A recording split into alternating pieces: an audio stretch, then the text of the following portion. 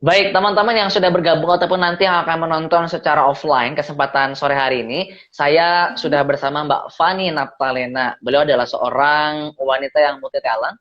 Jadi aktivitas full days-nya sebagai seorang bankir, tapi juga beliau adalah seorang makeup artist, seorang MC, dan masih sempat untuk bikin konten-konten YouTube. Bahkan saya kalau ngikutin Instagramnya sekitar seminggu yang lalu tuh kapan Mbak? Sudah monetize ya YouTube-nya ya? Betul, ya bulan kelima Mas Fauzi tepatnya. Itu di luar ekspektasi aku sih sebenarnya. Alhamdulillah Wow.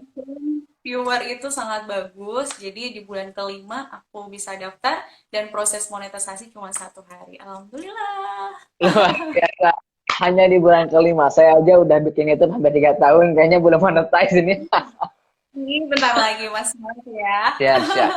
Oke, Mbak Oke. Fani nih, sebagai sesi pengantar, karena juga beberapa kawan ada yang belum mengenal, boleh kasih perkenalan singkat nih dari Mbak Fani tentang siapa sih sosok Fani Naftalina. Oke. Dan sebelumnya aku sapa dulu nih, ada yang pengen disapa, mau disenggol dong sama hostnya. Halo Mas Nanang.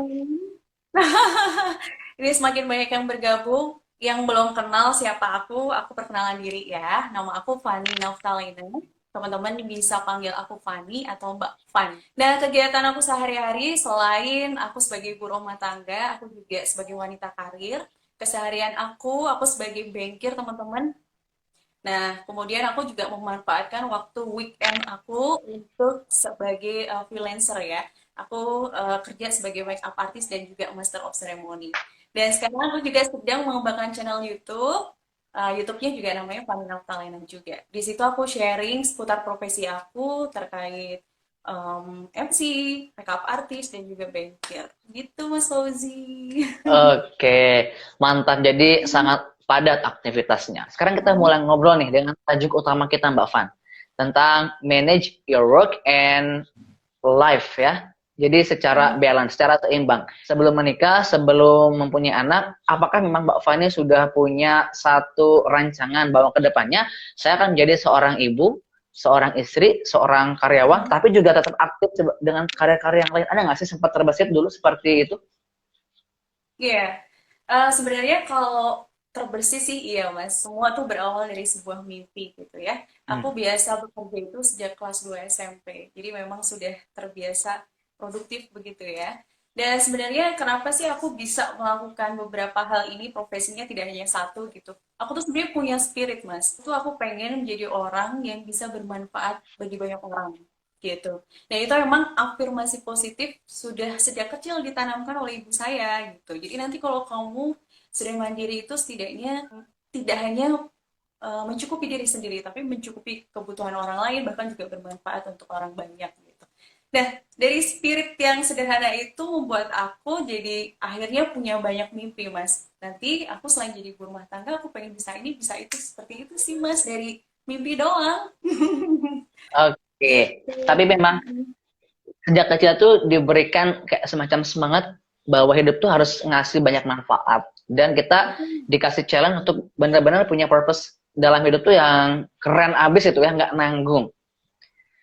Tapi gini nih Mbak Fani, khususnya buat kita yang karirnya tuh nggak satu, apa yang dilakukan ketika capek, ketika lelah, ada nggak sih perasaan ya udah deh nggak usah diterusin? Iya, iya. Itu kalau fokus ke hal yang negatif pasti akan seperti itu, stuck di tengah jalan. Cuman yang membuat aku semangat tuh sebetulnya semua profesi aku ini adalah profesi yang aku sukai, Mas Fauzi. Gitu. Jadi aku ngerasa dalam menjalani itu tidak capek. Sebagai bankir dari pagi sampai malam aku bekerja seperti ya senang aja menikmati gitu. Jadi tidak ada rasa capek.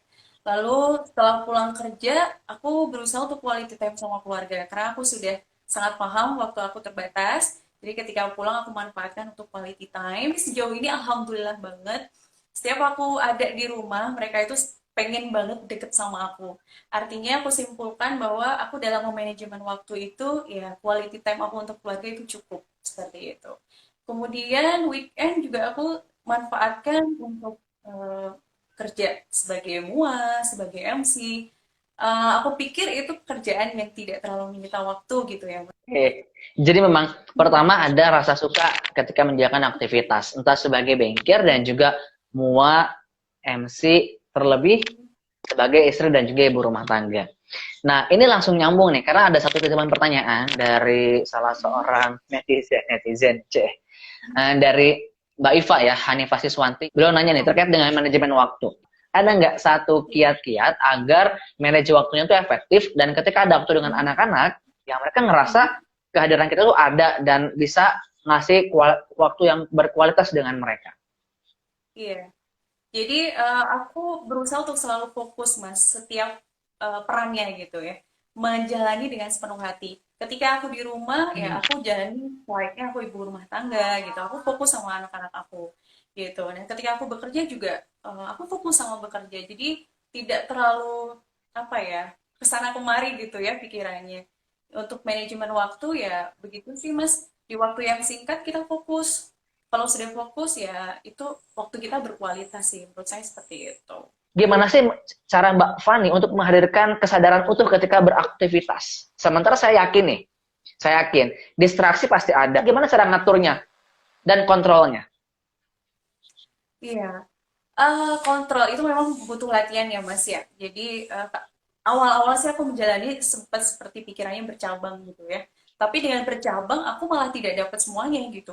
Rumah tidak, pekerjaan tidak gitu. Dan dari situ aku berusaha untuk kontrol emosi, eh fokus dan tenang sih lebih ke situ, relax untuk mengerjakan semuanya. Jadi aku bisa berpikir jernih di situ. Gitu sih Mas. Oke, luar biasa. Mantap. Saya pengen nembus dulu nih ya. Karena keren banget. Jawabannya simple, sedikit tapi beneran full makna. Nah, sebelum dilanjutkan Mbak Fani, saya pengen nyapa dulu nih teman-teman yang sudah join. Tadi ada juga beberapa kawan. Ini ternyata lintas provinsi Mbak Fan. Ada tadi Mbak Dewi Vera, Mbak Veve dari Bali juga ada. Oke, ada yang dari Palembang juga. Jadi sekarang ini masih pertanyaan dari Teh Hanifa Siswanti. Kalau tentang manajemen stresnya gimana? Sebenarnya nyambung Mas antara yang tadi aku sampaikan pekerjaan, pilihlah pekerjaan yang kamu sukain. Itu sebetulnya menekan stres loh Mas. Ya nggak sih? Oke. Secapek-capeknya tapi nggak akan dirasa gitu. Kalau ditanya capek nggak sih? Sebetulnya capek, tapi tidak dirasa sebetulnya. Oke, mantap. Jadi teman-teman kita sudah dapat highlight nih, bagaimana akhirnya Mbak Fani ini bisa dikatakan balance dalam keluarganya, pekerjaannya, dan sampai pekerjaan lainnya di akhir pekan. Karena memang ada pengaturan waktu yang sangat efektif, pengaturan diri dan juga emosi yang baik, termasuk juga manajemen stresnya yang keren abis. Ini patut dicontoh. Nah sekarang, sejak kapan Mbak Fani ini memang senang berbicara di depan orang banyak? Sejak kapan? Hmm, Oke, flashback ke belakang ya Mas. Sebenarnya kalau aku mulai mengenal dunia public speaking ya, berbicara di depan umum, itu dari kelas 3 SMP. Saat itu aku ingat banget pertama kali aku tampil di depan orang banyak, saat aku terpilih menjadi siswi teladan. Jadi aku diminta untuk memberikan sambutan. Nah, aku belajar dari ibu saya sebenarnya MC saat itu ya, di kampung saya gitu. Jadi poin-poin bagaimana tips untuk berbicara di depan orang, meningkatkan rasa percaya diri, aku belajar dari ibu saya. Nah, kemudian SMA, saya mulai mengenal dunia broadcasting, Mas Fauzi. Saat SMA aku juga freelance, bekerja sebagai penyiar radio remaja gitu. Jadi mulai oke. seneng, mulai tertarik sama public speaking. Jadi sejak kelas 3 SMP itu terpilih jadi siswa teladan. Lalu ada momen Betul. diminta sambutan ya. Dan SMA aktif di broadcasting. Jadi sempat jadi penyiar ya waktu SMA. Penyiar radio remaja, iya. Kalau waktu saya baca fotonya itu kan ada jadi model juga, itu SMA atau kuliah tuh? Kalau itu sudah lulus SMA, masa kuliah, Mas. Oke.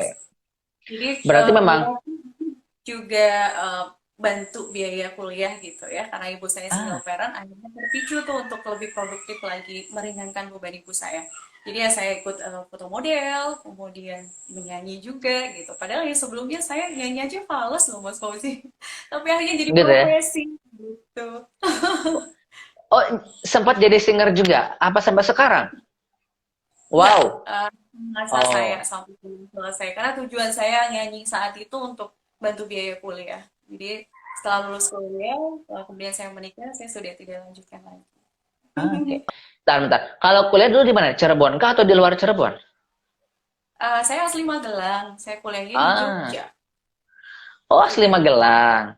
Terus gini, Mbak Fani, ketika mulai menjadikan profesi MUA, MC, kemudian juga YouTuber, dan sekarang bisa menghasilkan cuan, tahap pertamanya gimana?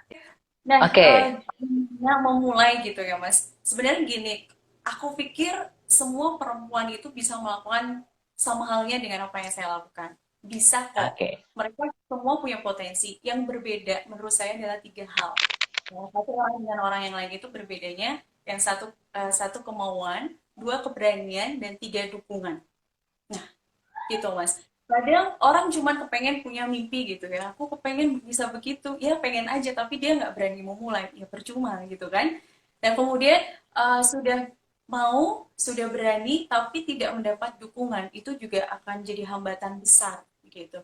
Jadi menurut saya, kenapa saya bisa melakukan seperti ini ya tiga faktor itu, gitu Mas.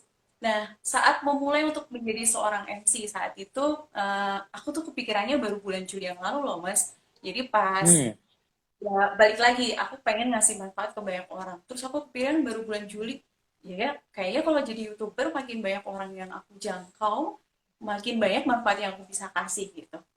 Nah, dari situ saya baru apply itu ke WO gitu. Nah, bulan Juli itu juga saya dapat job nge-MC secara profesional dan secara komersial gitu. Jadi uh, aku jujur gak ya?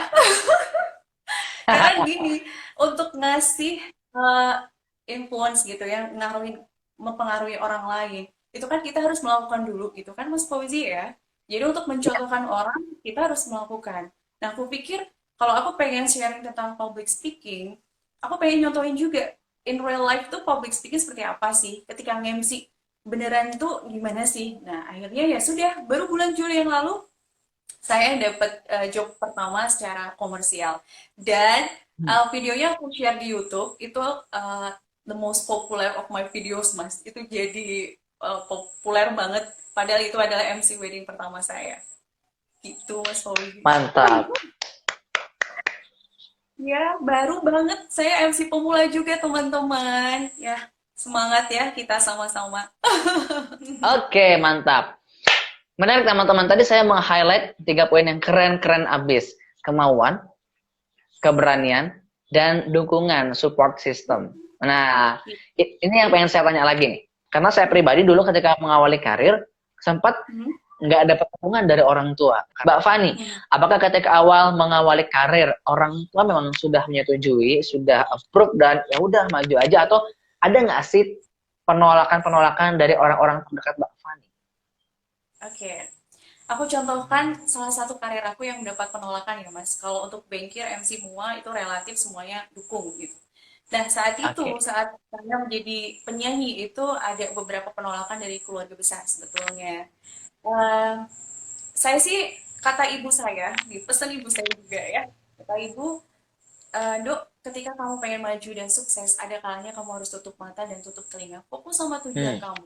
Oke, jadi dari situ saya hanya mau menerima masukan yang positif saja. Yang negatif saya singkirin, saya nggak mau dengar. Saya mau fokus, tujuan saya bernyanyi, saya ingin membantu biar saya selesai kuliahnya, jadi saya harus fokus. Kalau saya terlalu mendengarkan uh, orang yang negatif gitu ya, ya saya akan stuck di tengah jalan. Gitu sih Mas Fauzi. Kita tidak bisa juga menuntut semua orang harus berpikir yang sama ya gitu. Jadi harus mendukung kita itu nggak mungkin. Pasti akan ada penolakan, ada yang tidak suka. Itu wajar. Kita kalau kita mau maju ya fokus sama yang positifnya saja. Gitu. Sekarang saya pengen ajukan satu pertanyaan dari Agung J ya, yang sudah saya bertanya ke Mbak Fani lewat Instagram Story. Pertanyaannya gini, saya udah pede nih kalau ngomong di depan banyak orang, nggak ada Hmm. masalah. Tapi ketika berhadapan dengan orang baru, empat Hmm. mata, saya nggak pede. Itu kira-kira kenapa? Untuk Mas Agung ini sebenarnya anomali juga ya menurut saya karena kalau orang lain itu biasanya nggak pedenya ketika ketemu dengan banyak orang. Tapi kalau Mas Agung berbeda, ini unik sekali. Menurut saya, kenapa ini bisa terjadi? Karena mungkin Mas Agung itu masih terlalu fokus dengan diri sendiri. Maksud saya adalah terlalu fokus mengkhawatirkan sesuatu. Aduh, jangan-jangan nanti aku nggak diterima baik deh sama dia atau nanti terlalu khawatir impression buruk atau penilaian terhadap dirinya itu buruk atau tidak diterima atau kurang nyaman lawan bicaranya. Kekhawatiran-kekhawatiran itu yang menyebabkan mindset Mas Agung sudah terbentuk, jadi akhirnya nggak pede, menurut saya sih gitu. Saran saya sih coba Mas Agung lebih fokus kepada lawan bicara, lebih banyak mendengar daripada berbicara. Dari situ lawan bicara pasti ngerasa, duh nyaman banget nih, saya ngerasa dihargai, ngerasa didengarkan. Jadi akhirnya kan nanti suasananya lebih cair dan obrolannya, interaksinya itu lebih cerah aja, lebih lebih berjalan dengan mudah. Gitu. Menurut saya Mas Fauzi. Menurut Mas Fauzi gimana? Dulu saya adalah orang yang seperti itu. Jadi SD, SMP, SMA lah ya, sampai SMA saya tipikal orang yang seperti itu. Jadi saya adalah orang yang sangat senang dengan panggung. Jadi kalau saya dilihat oleh orang banyak, saya malah semangat dan saya malah, jadi pede abis. Oh, Tapi kalau berinteraksi secara personal, empat mata, yang nggak ada hegemoninya, nggak ada antusiasmenya, itu ngerasa nggak tertarik dan ya udah biasa aja. Endingnya males komunikasi dengan model empat mata ini. Bahkan kecenderungannya sampai nggak pede, minder. Saya pernah dulu waktu SMP, saya juga sama kayak Mbak Fani, ikutan siswa teladan SMP nih. Dan ketika di tahap interview, saya gagal total karena kan itu berhadapan yang empat mata dengan para penanya. Saya nggak bisa ngejelasin apapun, bingung aja. Dulu nggak tahu alasannya. Nah, kan saya nggak tahu alasannya. Sampai itu terulang lagi. Ini waktu masih kecil ya. Saya datang ke dokter. Dokter empat mata kan. Jadi ada dokter, saya sama mama saya. Dokter bilang, kamu sakit apa? Saya nggak bisa jawab juga, kata mama saya. Ceritain dong sakit apa. Dan saya cuma nunduk. Saya juga nggak ngerti dulu kenapa seperti itu. Tapi ternyata hal-hal ini juga ternyata setelah saya pelajari ada orang yang mengalami pembelajarannya. Bahwasannya saya ini adalah mungkin mirip dengan Mas Agung tadi yang bertanya. Adalah orang yang seringkali pengen terlihat kalau ada panggung, mau berbicara kalau ada panggung. Nah inilah yang akhirnya mindset yang saya perbaiki. Dimanapun saya berbicara, entah itu personal, empat mata, itu juga bukan berarti nggak bagus. Itu juga panggung kita. Saya menyadari bahwa kapanpun saya berbicara, dengan siapapun saya berjumpa dan berbicara, itu adalah panggung saya untuk berbagi dan menampilkan yang terbaik. Boleh jadi, nah saya nggak tahu nih apa yang Mas Agung alami, pola pikir apa yang sedang dialami saat itu hingga ngerasa ketika empat mata dengan orang-orang baru nggak pede. Tapi yang saya alami seperti itu. Ketika saya ubah stat saya ubah pola pikir saya, dan sekarang ketika ngobrol ya biasa aja. Ternyata ketika ketemu orang baru empat mata, saya juga tetap bisa perform dan ya nyaman-nyaman aja. Nanti mungkin kalau Mas Agung ada, kita nanti bisa diskusi lebih lanjut kira-kira selama ini pola pikir yang seperti apa yang Mas Agung ini rasakan. Itu tambahannya Mbak Van. Mantap Mas. Kemudian yang kedua nih, dari Gita Susilo. Pertanyaannya adalah, bagaimana caranya kita menjadi mata air yang mengalirkan dampak baik, khususnya dalam bidang public speaking. Artinya berarti gimana caranya kita bisa berdampak, bermanfaat untuk orang banyak, khususnya dalam bidang public speaking. Sebenarnya saya juga belum terlalu ini banget sih ya, tapi berusaha. Yang penting ada upaya untuk memberikan manfaat ke banyak orang. Nah, seperti yang saya lakukan, ketika saya ingin memberikan di YouTube saya ya, satu value yang saya punya, saya pengen sampaikan ke orang banyak metode shortcutnya gitu. Kalau saya kan harus mengalami dari SMP perjalanannya cukup panjang, tapi saya tuh pengen ngasih metode shortcutnya. Akhirnya ya gimana caranya? Akhirnya saya berpikir, oke, saya harus banyak belajar lagi, upgrade skill saya, dan menemukan cara yang termudah untuk menyampaikan ke viewer yang aplikatif gitu. Jadi kuncinya agar kita sebagai mata air yang terus bisa mengalirkan kebaikan dan manfaat, harus update wawasannya gitu. Saya teringat gini Mbak Van, saya teringat bahasanya Panji Pragiwaksono. Dan saya melihat ini Mbak Fani sudah melakukannya. Kalau kita cuma menjadi seorang profesi, misalkan bengkir, MC, muak, ya udah kita akan sampai di ujung sesi ketika bengkir, ya udah endingnya adalah pensiun kan. Ketika MC, endingnya apa? Ya udah mungkin menjadi MC paling top, MC paling hits. Setelah itu selesai, pun muak. Ada hal menarik yang dikatakan oleh Panji Pragiwaksono. Kita nggak bisa seperti itu terus. Karena akan adanya kita up, tapi akhirnya ya kita turun lagi. Karena digantikan oleh orang-orang yang lebih fresh, yang lebih kompeten, dan lebih ahli. Kita perlu bikin hal berbeda. Panji bilang gini, kita perlu berkarya. Dan Mbak Fani sudah mulai melakukannya dengan membuat YouTube. Inilah yang bisa menjadi mata air yang mengalir. Kalau Alan Albana pernah bilang gini, video kita ngebuat sekali, tapi akan ada jutaan orang yang melihat kebaikan dari apa yang sudah kita buat. Ya, betul. Saya pengen nanya hal teknis nih Mbak Fan, buat teman-teman yang juga pengen bikin YouTube. Gimana sih cara bikin YouTube yang simple?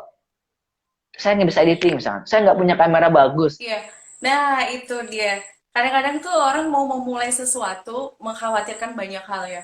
Aku belum punya kamera, audionya masih jelek dan lain sebagainya. Kalau terlalu khawatir seperti itu, kapan kita mulainya? Saya sih sebetulnya kendala itu banyak, Mas. Kamera saya juga belum terlalu bagus, kemudian audionya juga belum terlalu jelas didengar. Cuman yang penting niat saya fokus untuk menyampaikan sesuatu yang bisa ngasih manfaat ke banyak orang, mau apapun keterbatasannya, saya manfaatkan apa yang saya punya, gitu. Dan langsung action, jangan ditunda-tunda, gitu. Nah, kalau untuk mengemas video, memang YouTube itu kan retensi orang menonton itu kan nggak lama ya, Mas. Itu PR sih. Kadang-kadang saya harus nanti kalau mau menyampaikan sesuatu, tapi padat, singkat dan jelas, mudah dicerna oleh viewer tuh seperti apa. Ya kita konsep dulu. Nanti saya mau ngomong ini dulu lah. Oh, kayaknya terlalu panjang ya. Kita bikin seperti skrip atau naskah yang menurut kita ketika kita membaca, kita posisinya ada di viewer. Nyaman nggak ya kalau saya nyampein begini tuh mudah dipahami atau tidak ya? Gitu, Mas. Nanti kalau sudah oke, baru tag, baru di-upload. Gitu. Itu Posisikan kreator di viewer. Gitu. wajar kalau 5 bulan tuh bisa langsung up videonya ya, karena selalu melihat sudut pandang viewers kalau nonton nyaman gak ya, mereka akan bertambah Iya. gak ya. Tapi itu ngomong-ngomong, bikin konten YouTube sendiri nggak sih, atau dibantu dengan suami atau orang lain? Sendiri, Mas. Aku cuma modal tripod aja.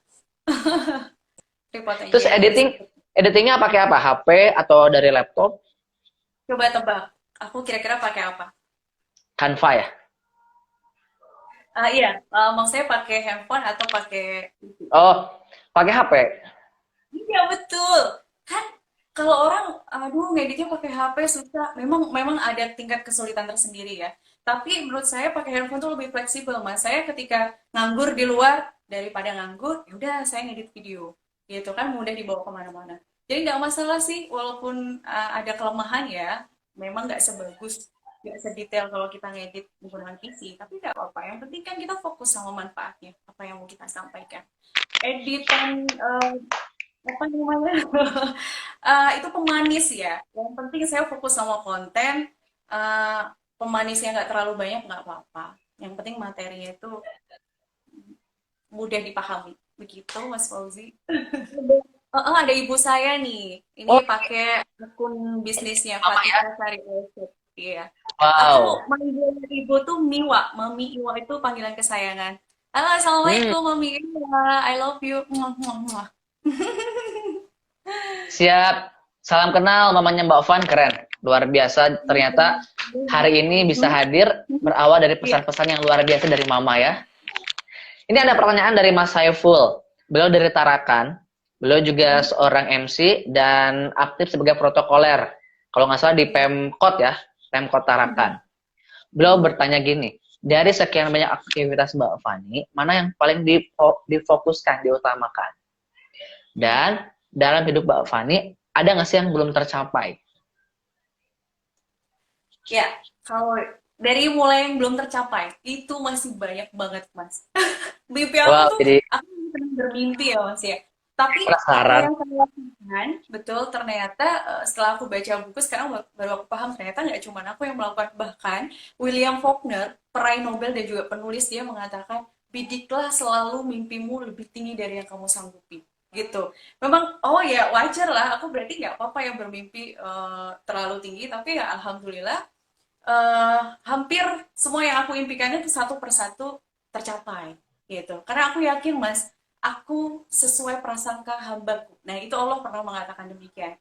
Dan ketika saya bertemu dengan banyak psikolog motivator, mereka juga seringkali menyampaikan apa yang kamu pikirkan berulang-ulang itu nanti akan menjadi kenyataan karena semesta alam mendukungnya gitu. Jadi mimpi saya masih banyak. Selama saya masih hidup, mimpi saya akan terus berkembang.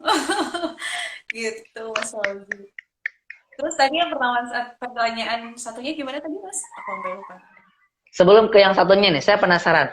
Yang Ya. terdekat, apa yang ingin diwujudkan? Kenapa, Mas?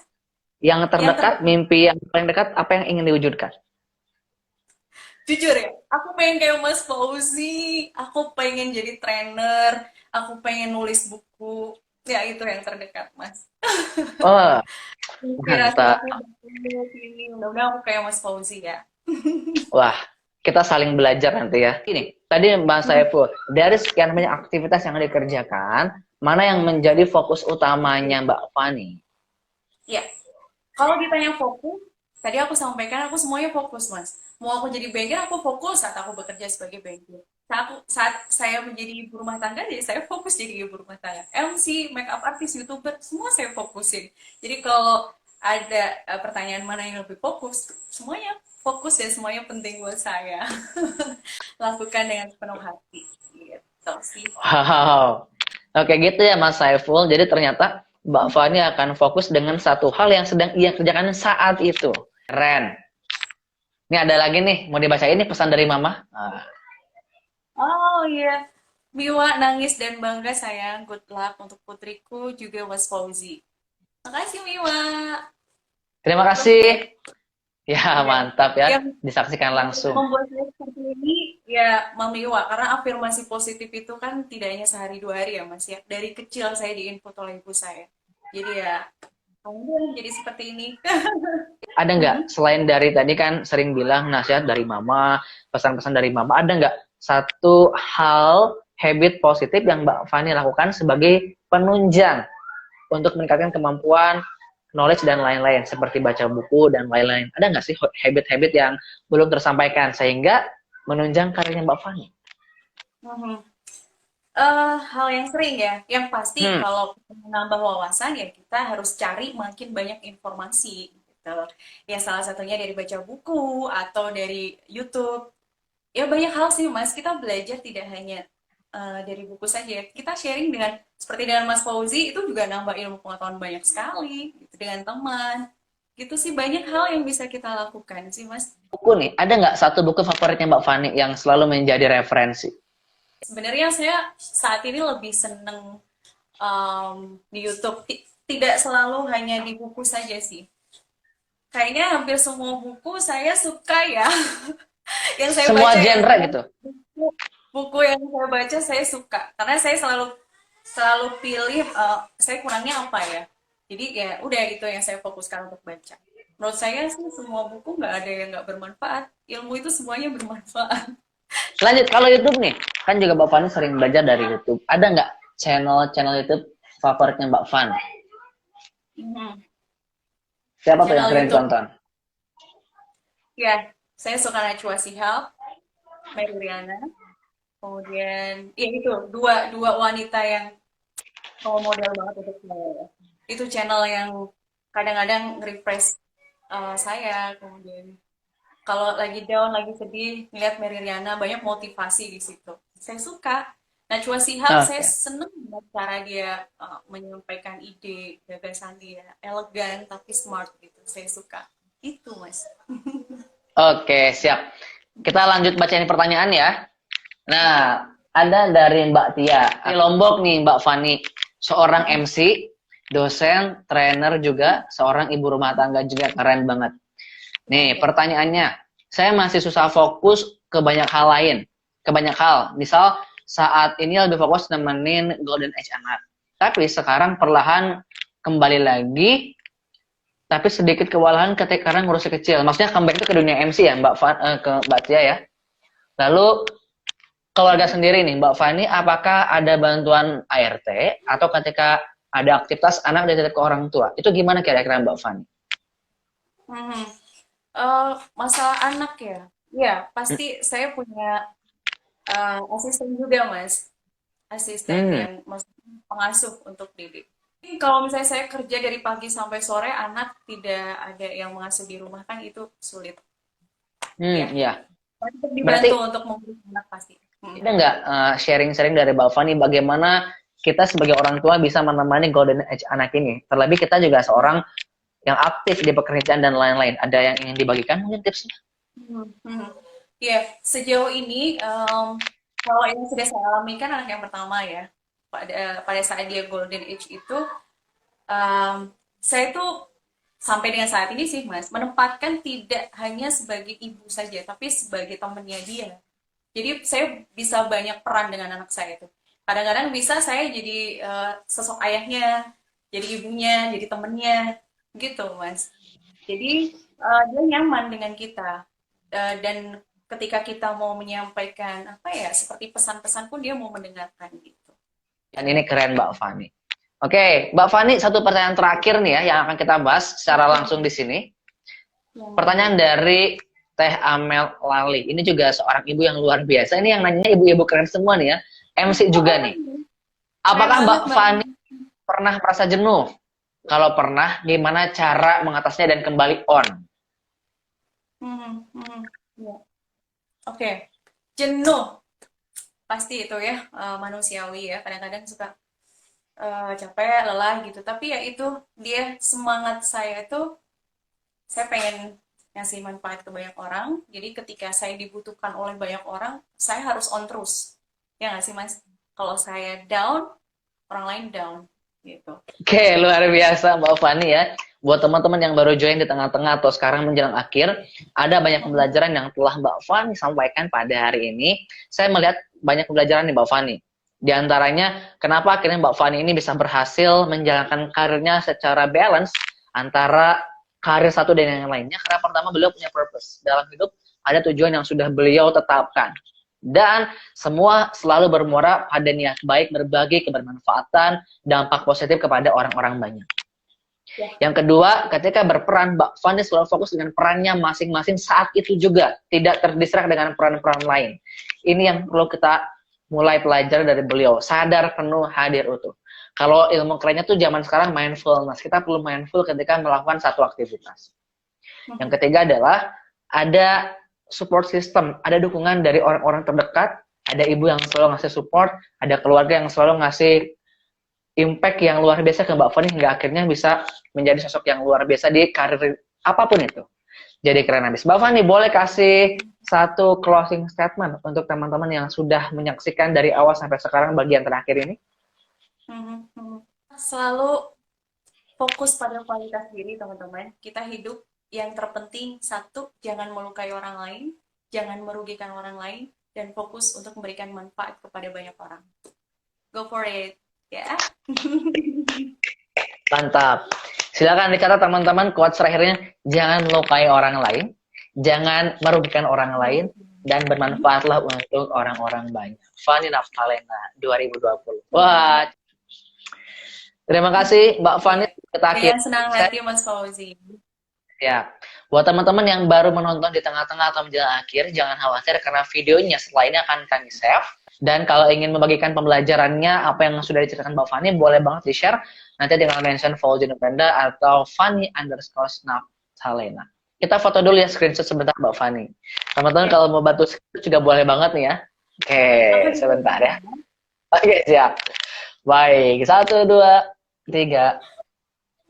Hari ini lengkap Mbak Fani, ada dari Sumatera, ada dari Sulawesi ya, ada dari Kalimantan, Tarata, Bali, tadi Mbak Febri ada, Lombok juga ada, dan tentunya Jawa Barat. Terima kasih buat teman-teman, mudah-mudahan kita bisa kembali berjumpa di sesi Instagram Live. Assalamualaikum warahmatullahi wabarakatuh. Waalaikumsalam warahmatullahi wabarakatuh.